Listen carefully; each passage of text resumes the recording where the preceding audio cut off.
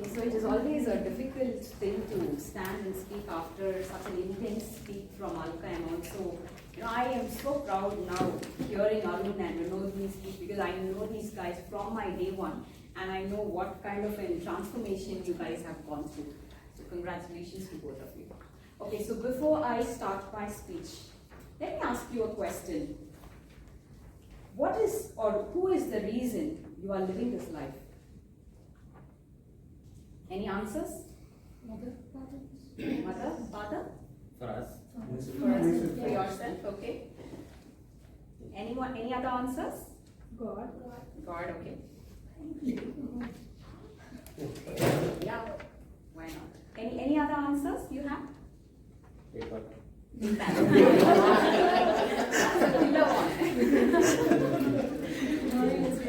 For Amazon. Yeah. Okay, so if I ask this question, normally the different answers that I received was father, mother, son. For myself, I love adventure, I like this, and these were the random answers that was received. Behind all the answers that we received, there is one aspect that has its root, and that is the sole reason why we are living this life. And that runs this life actually. That's the axis on which the world spins, and that is love. This love was given as a table topic to me last week. I screwed it up, okay, trust me. But I wanted to pick this and speak during my icebreaker speech. So there is this quote that says, there is only one happiness in this world, that is to be loved or to love. This is the only happiness that is ever reigning, everlasting in this world. So now I get into my introduction. My name is Magdalene. So my full name would be Paul Magdalene Shekina. So I do not have an initial. I have taken my dad's first name, which his name is Paul Charles. So the Paul from his name is my first name too, Paul Magdalene and Shekina. So Magdalene means, it's got a biblical reference. Magdalene refers to a lady in Bible. Her name is Mary Magdalene. So there is a place called as Magdala, which is, Magdala means a city on top of a hill. So Mary of Magdalene later colloquially was called as Mary Magdalene. My dad liked, there were like too many Marys in Bible, son of the Jesus, mother of Jesus is also Mary. So there were like many Marys in the Bible, and my dad, he liked Mary Magdalene, so he named me as Magdalene, and the last part of my name, Shekina, which means God's glory. So this is my name, and I would always wait for someone to ask me this question, what is your name? So that I can proudly say, this is my name. And that would be a moment of euphoria for me. And thank you. But this happiness would not even last for next 10 seconds until they ask the next question. What is your sister's name? There comes the burden for me. My sister's name is Ecclesia Charles. And when I tell her, when I tell them, my sister's name, my name would, at that point of time, would be long dead and dusted. They will be all glorifying my sister's name. And life actually becomes a disaster when you have a younger sister who's more beautiful, who's more talented than you, and who almost gets all the credit for whatever work you do. She gets the credit. So my sister was one such person. Even the credit for the name, she would get it.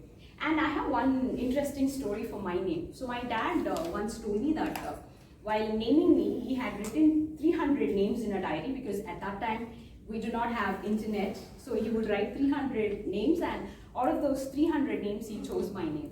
I happened to share this incident to one of my college juniors, and he told me, I'm so amazed, how did your dad not manage to find even a single good name for you? So I was like, okay, it happens, and as it is, I was like starting to feel feeling the pressure of having a younger sister who was talented, and it goes like this. To add the burden, my brother came in. I was like 5'3" my height, my sister was 5'6", my brother is like 5'11". Whenever my parents are not at home, some relatives would visit us to give the marriage invitation. I would make them feel comfortable, giving them coffee, tea, and make them comfortable. They would straight away go to my brother, thinking he is the elder person to us, and they would straight away give the marriage invitation to him, and they would say, tell your mom and dad to come to the wedding, you also come along with your little sisters. I would be like, oh my God. I couldn't take it as a compliment. I was like, okay, compliment is there, but at that time, more of a compliment. I felt my sisters and brothers are taking away my part. So that was it. But I think now that we are all grown up and matured, we understand how important it is to have a sibling, brother or sister. They hold you, and you get along well. Without them, life would be still there, but I think it would not be the same. And to talk about myself, the personality I am, I'm this person who likes to be positive, who likes to spread positivity. And of late, I realized spreading love is more powerful than anything else. To go back to my previous quote, which is, there's only one happiness in life, which is to love or to be loved. And just imagine a world where a child is led to cry by the mother. Let's imagine we do not have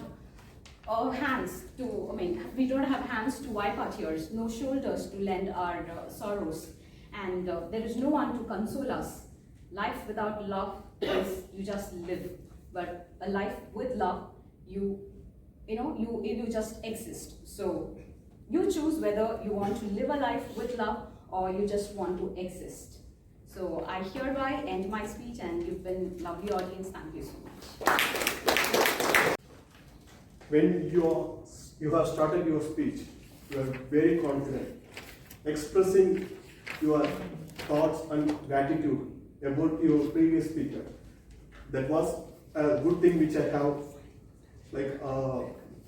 noticed in your speech.